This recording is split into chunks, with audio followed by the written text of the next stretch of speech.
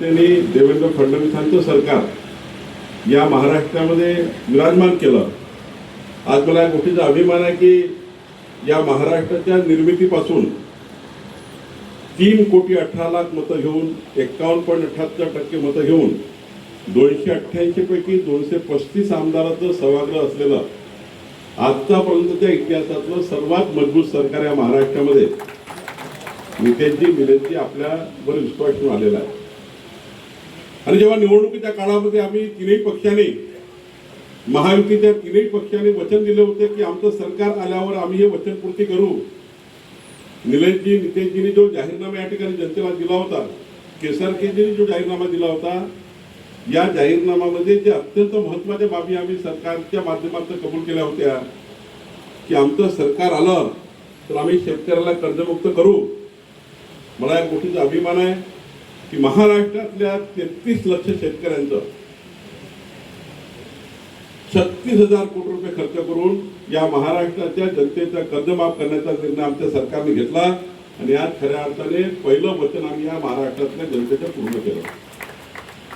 आमच्या देवेंद्रजींनी शब्द दिला होता, एकनाथजी आमच्या अजितदादांनी शब्द दिला होता, निवडणुकीच्या काळात आम्ही जे वचन दिलं होतं ते वचन पूर्ती करण्याचा आम्ही प्रयत्न केला। या महाराष्ट्रातल्या 45 लाख शेतकऱ्याच्या शेतामध्ये जो विजेचा पंप आहे त्या विजेच्या पंपावर 48,000 कोटी रुपये वीज बिल माफ होतं, वीज बिल होतं। 45 लाख शेतकऱ्याच्या शेती पंपावर 2 लाख रुपये, 1 लाख रुपये, 1.5 लाख रुपये असं त्या ठिकाणी विजेचं बिल होतं। पण मला या गोष्टीचा अभिमान आहे, आमचं सरकार आल्यानंतर माननीय मुख्यमंत्री देवेंद्र फडणवीसजींनी या राज्यातल्या 45 लाख शेतकऱ्यांचं 48,000 कोटी रुपये वीज बिल माफ केलं आणि खऱ्या अर्थाने आम्ही दिलेल्या जाहीरनाम्यामध्ये वचनपूर्ती आम्ही केली। एवढंच नाही तर आम्ही कबूल केलं होतं आमच्या बहिणींना, आमचं सरकार आल्यावर आम्ही विशेष लक्ष आमच्या बहिणीकडे देऊ। आज महाराष्ट्रामध्ये या देशातलं पहिलं राज्य आहे ज्यांनी महिला शेतकरी कायदा मंजूर केला। आपल्या विधिमंडळात यावर्षी या विधिमंडळात जो कायदा मंजूर झाला, निलेशजी आपण सर्वांनी कायदा मंजूर केला।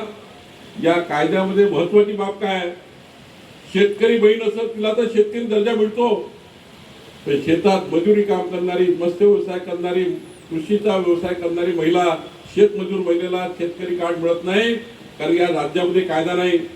पण आता आमच्या सरकारने असा कायदा आणलाय की केवळ शेतकरी महिलाच नाही तर शेतीमध्ये काम करणारी शेतमजूर महिला असेल, तिच्या नावाने शेती असो की नसो, तिला सुद्धा शेतकरी महिला म्हणून दर्जा देण्याचं काम आपल्या सरकारने केलं।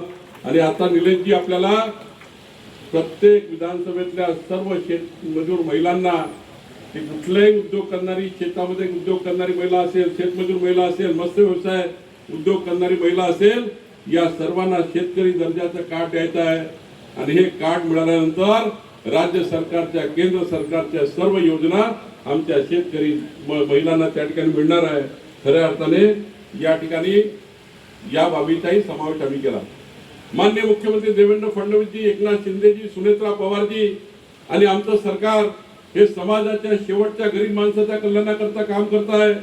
आज छत्रपती शिवाजी महाराजत्व अभियान का म्हणतोय, कारण कोकणामध्ये आमच्या महाराष्ट्राला छत्रपती शिवाजी महाराजांची प्रेरणा आहे। देवेंद्रजींचं सरकार, आमचं सरकार हे छत्रपती शिवाजी महाराजांची जी लोकाभिमुख, पारदर्शी आणि गतिमान सरकारची भूमिका पुढे नेण्याचा प्रयत्न करतो आहे। आणि महामानव डॉक्टर बाबासाहेब आंबेडकरजींनी दिलेल्या संविधानाप्रमाणे समाजाच्या गरीब माणसाला संविधानाने त्याचे हक्क मिळाले पाहिजे, ही भूमिका आमच्या महाराष्ट्र सरकारची आहे। खऱ्या अर्थाने पंडित दीनदयाल उपाध्यायांची भूमिका आमची आहे की समाजाच्या शेवटच्या गरीब माणसाचं कल्याण झालं पाहिजे, जिथं अजूनही दिवा जळत नाही त्या ठिकाणी दिवा जाळला गेला पाहिजे, या भूमिकेतनं आमचं सरकार काम करत आहे। खरं तर या ठिकाणी मला एक गोष्टीचा अभिमान आहे की आज सिंधूरमध्ये आमचे नेते नारायणजी राणे साहेब, ज्यांनी महसूल मंत्री म्हणून या महाराष्ट्राला नवी प्रेरणा दिली। आज जे मी काही करतो आहे त्यामध्ये जरी आमचं सरकार देवेंद्र फडणवीसचं सरकार असलं तरी या महाराष्ट्राचे पूर्व महसूल मंत्री नारायण राणेजींनी जो पायंडा या महाराष्ट्रात दिलेला आहे, महसूल मंत्री म्हणून त्यांनी काही निर्णय करून ठेवलेले आहे, त्या निर्णयाला पुढे नेण्याचा प्रयत्न आम्ही करतोय। या राज्याचे माजी मुख्यमंत्री नारायण राणेजी आणि महसूल मंत्री म्हणून असताना त्यांनी केलेल्या महाराष्ट्राच्या निर्णयामध्ये जे दूरगामी परिणाम आहे त्याचा पुढचा परिपाक आम्ही पुढे नेण्याचा प्रयत्न करतो आहे। आणि म्हणून मी येताना कोकणात दौरा करताना आधीच नारायण राणे साहेबांचा आशीर्वाद घेतला, फोनवर त्यांना विनंती केली की आज मी या ठिकाणी कोकणात जातो आहे, तुम्ही महसूल मंत्री म्हणून केलेलं काम या ठिकाणी पुढे नेण्याचा प्रयत्न आम्ही करतो आहे। निश्चितपणे त्यांच्या आशीर्वादाने या ठिकाणी आम्ही या सरकारच्या भूमिका देवेंद्रजी यांनी पुढे नेतो आहे।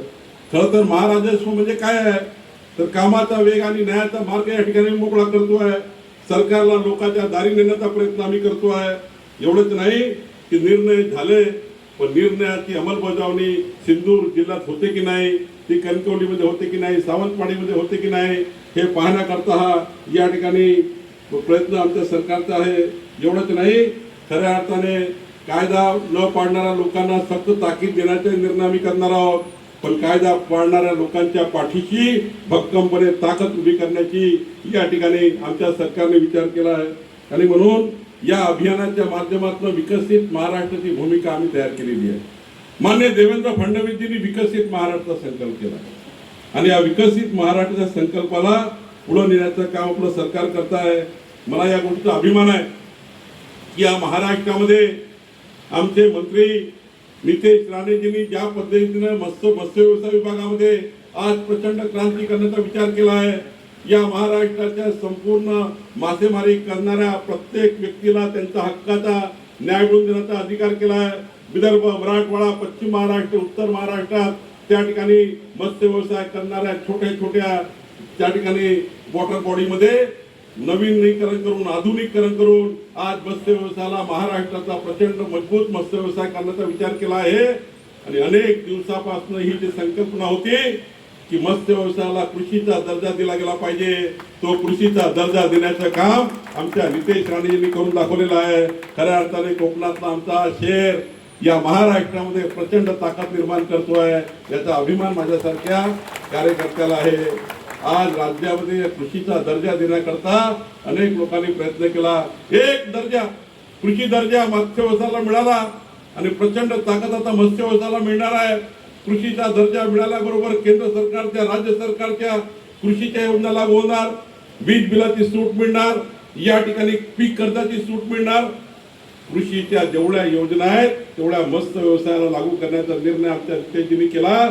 एवढंच नाही तर महाराष्ट्रामध्ये वेगवेगळ्या ठिकाणी मत्स्य व्यवसायामध्ये प्रचंड क्रांती आणण्याचा विचार केला। परवा मी रायगडमध्ये होतो। नितेशजी, तुमच्या या विभागाने मला आनंद या गोष्टीचा आहे की महाराष्ट्रात जेवढे शिबिर झाले पहिल्यांदा मत्स्य व्यवसाय विभागाने आपलं प्रेझेंटेशन प्रत्येक शिबिरामध्ये केलं आणि एकट्या रायगडमध्ये परवा 1,500 लोकांना त्यांनी या ठिकाणी मत्स्य व्यवसायाचं पीक त्या ठिकाणी छोटे मासे वाटप केले।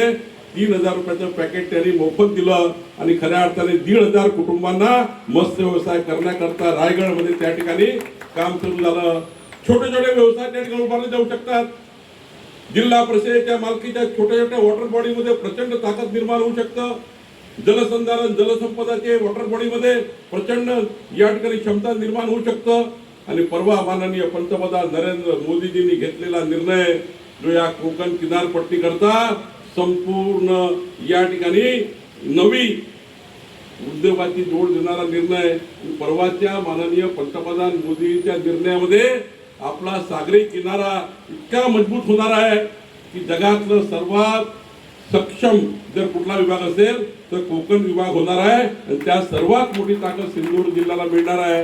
कारण जेव्हा माननीय नितेशजींनी आंतरराष्ट्रीय लेवलची परिषद आमच्या मत्स्य विषय विभागाची घेतली तेव्हा खऱ्या अर्थाने पंतप्रधान नरेंद्र मोदीजींनी आपल्या महाराष्ट्राच्या कोकणच्या विभागाच्या विकासाचा एक नवा संकल्प केला आणि त्या परिषदेच्या माध्यमातून जी जे नितेश राणेजींनी या ठिकाणी कॉन्फरन्स घेतली, आंतरराष्ट्रीय परिषद घेतली, त्यावरनं माननीय पंतप्रधान मोदीजींनी परवा निर्णय केला आणि आपल्या कोकणाला आता अधिक मजबूत करण्याचं काम आमचं झालं। मला विश्वास आहे नितेशजी, आतापर्यंतच्या मत्स्य व्यवसाय विभागाच्या सर्व कार्यकाळामध्ये ऐतिहासिक कार्यकाळ हा नितेश राणेंचा पूर्ण झाल्याशिवाय राहणार। खरं तर या छत्रपती शिवाजी महाराज अभियानामध्ये एवढंच सांगेल, आपल्या सरकारने निर्णय केला आहे नितेशजी। ताज्या अपडेट्स आणि ताज्या बातम्यांसाठी आजच सबस्क्राईब करा आपला Sindhudurg digital news channel. Like करा, शेअर करा, कमेंट करा आणि महत्त्वाचं म्हणजे बेल आयकॉनला क्लिक करायला विसरू नका.